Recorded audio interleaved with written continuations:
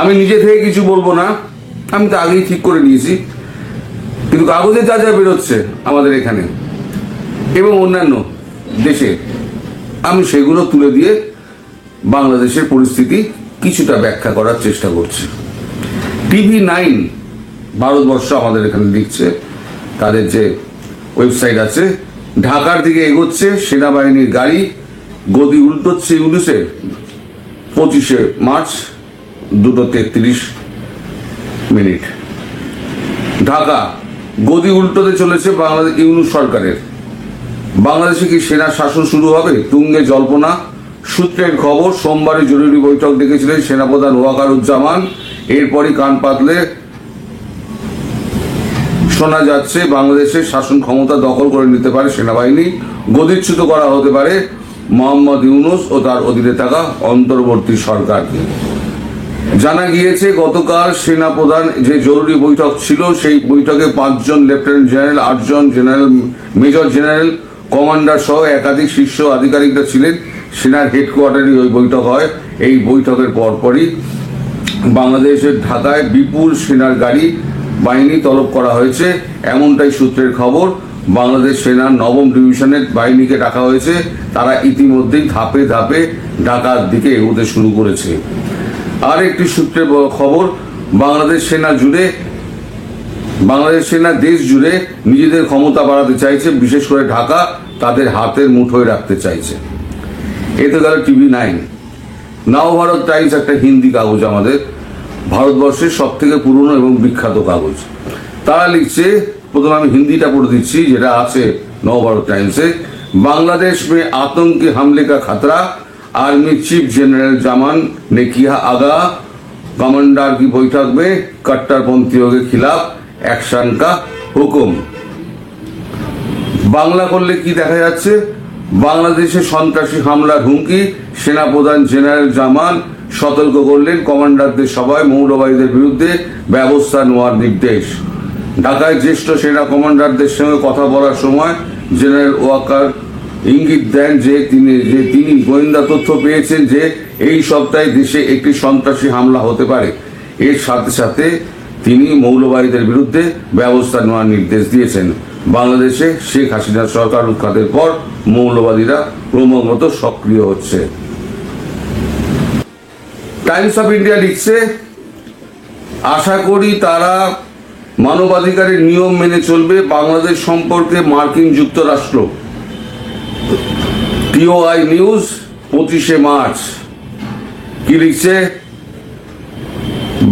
বাংলাদেশ সম্পর্কে এক নতুন বিবৃতিতে সোমবার যুক্তরাষ্ট্র ঢাকাকে মানবাধিকার নিয়ম মেনে চলতে এবং তার নাগরিকদের প্রতি ন্যায্য হতে বলেছে।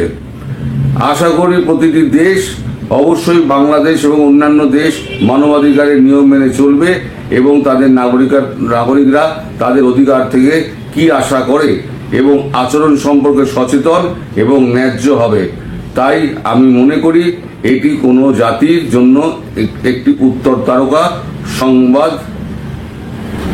সংস্থা ANI অনুসারে এক প্রেস ব্রিফিংয়ে মার্কিন পররাষ্ট্র দপ্তরের মুখপাত্র ট্যামি ব্রুস বলেছেন, এর আগে বাংলাদেশ সম্পর্কে মার্কিন জাতীয় গোয়েন্দা পরিচালক তুলসী গ্যাবার্ডের মন্তব্যে ঢাকা থেকে তীব্র প্রতিক্রিয়ার সৃষ্টি হয়েছিল।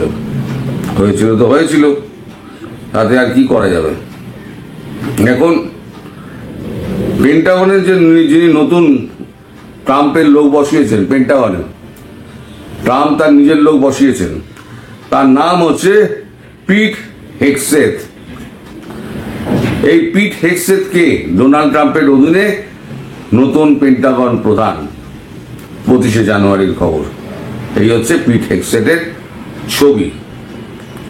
শোনা যাচ্ছে তিনি সোমবার দিন বাংলাদেশ সেনার সঙ্গে কথা বলেছেন। সেনাকে কার সঙ্গে কথা বলেছেন সে কথা কিন্তু সম্পূর্ণ অনুল্লেখ থেকে গেছে। বললে পরে অনেক লম্বা হয়ে যাবে, তাই আমি আর এই প্রসঙ্গে আর যাচ্ছি না, তাহলে ভিডিও অনেক লম্বা হয়ে যাবে। বাংলাদেশ থেকেও কিছু কিছু, ভারতবর্ষ থেকেও কিছু কিছু এই ফিলার বাংলাদেশে গেছে, তো সেগুলো নিয়ে আর আমি কোনো মন্তব্য করব না। এদিকে আজকে তো মোহাম্মদ ইউনুস তো তিনি তো গেছেন চীন সফরে, শুনছি 3 দিনের জন্য গেছেন। তিনি তো মানে স্বাধীনতা সংগ্রামে মুক্তিযুদ্ধের সমস্ত ইতিহাসই তিনি বদলে দিয়েছেন। মুক্তিযুদ্ধকে তিনি খুব একটা পাত্তাই দেননি। আর জিয়াউর রহমানের প্রসঙ্গ তিনি একেবারে ভুলেই গিয়েছেন, নাকি ইচ্ছে করে বাদ দিয়ে দিয়েছেন সেটা বোঝা যাচ্ছে না। তাতে বিএনপি খুব বিরক্ত। কিন্তু বাংলাদেশ ফোর্স তারা কিন্তু 25শে মার্চের গণহত্যা কিন্তু তারা বলেনি।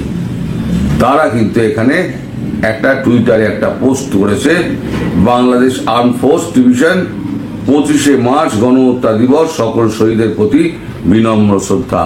তার মানে বাংলাদেশের সন্ত্রাসবাদী যারা সন্ত্রাস ঘটিয়ে চলেছে তারা যাই বলুক না কেন, ভারত বাংলাদেশ সেনাবাহিনী কিন্তু গণতন্ত্রের পক্ষে রয়েছে, দেশের পক্ষে রয়েছে এবং স্বাধীনতার পক্ষে রয়েছে। তার পরিষ্কার বার্তা টুইটারে দিয়ে দেওয়া হয়েছে। যারা বুদ্ধিমান তারা বুঝে নেবেন, যারা বুদ্ধিহীন তারা বুঝতে পারবেন না, তারা নানান রকম গুজব বলে মন্তব্য করবেন। ফলে বাংলাদেশ থেকে বাংলাদেশের দিকে মার্কিন যুক্তরাষ্ট্রের চাপ কিন্তু পরিষ্কার রয়ে গেছে এবং ডোনাল্ড ট্রাম্প এই তার বিশেষ ক্ষমতা বলে তিনি এই পিটার হেগসেটকে তিনি বসিয়ে দিয়েছেন পেন্টাগনের চিফ করে, এবং তিনি বসে প্রথম ফোনটা সোমবার দিন ঘুরিয়ে দিয়েছেন বাংলাদেশ সেনার কোনো এক কর্তার কাছে। এই কর্তা তো বলেনি। ফলে আপনারা যেটা ভাবছেন যে বোধহয় চাপগুলো চলে গেছে, একেবারেই চাপ যায়নি। ভারতবর্ষ থেকে কিছু হয়েছে, কিন্তু আমি সে ব্যাপারে কিছু বলবো না। তবে যারা মনে করছে যে সমস্ত কিছু হয়তো থেমে গিয়েছে, তাদের প্রতি আমার একটা বক্তব্য, কটা দিন অপেক্ষা করুন। ভারত এবং মার্কিন যুক্তরাষ্ট্রের যৌথ চাপ, সেই চাপের কাছে কিন্তু ওয়াকারুজ্জামান কিন্তু তাকে কাজ করতেই হবে। তিনি কাজ না করলে তাহলে না ভারত ছাড়বে, না মার্কিন যুক্তরাষ্ট্র ছাড়বে। কারণ সেটা আমি গতকালকে ব্যাখ্যা করেছি কেন ছাড়বে না। এই প্রসঙ্গে দীর্ঘায়িত করব না, কারণ আপনাদের সময় কম। অনেকে আমাকে প্রশ্ন করেন কমেন্টে, আমি এখানে 2টো কমেন্ট তুলে দিচ্ছি। 2টো কমেন্ট দেখুন। প্রথম কমেন্টটা উনি কে লিখেছেন আসলে তো বোঝা যায় না। মার্চের মাঝে শেখ হাসিনা বাংলাদেশে না আসলে সবার কাছে মাপ চাইতে হবে আপনাকে, আমাকে। এই ভদ্রলোককে আমি বলি, আপনি সারা জীবনে যতগুলো কথা বলেছেন সব কটা কি টাইম মতো করতে পেরেছেন? বুকে হাত দিয়ে বলবেন আমি করতে পেরেছি, মেনে নেব। আর দ্বিতীয় কথা, এই ভারতকে আর আমাদেরকে কাঠগড়ায় দাঁড় করানোর আগে একবার নিজেরা বুঝে নেবেন আপনারা কতটা জলে আছেন, কতটা ডাঙায় আছেন।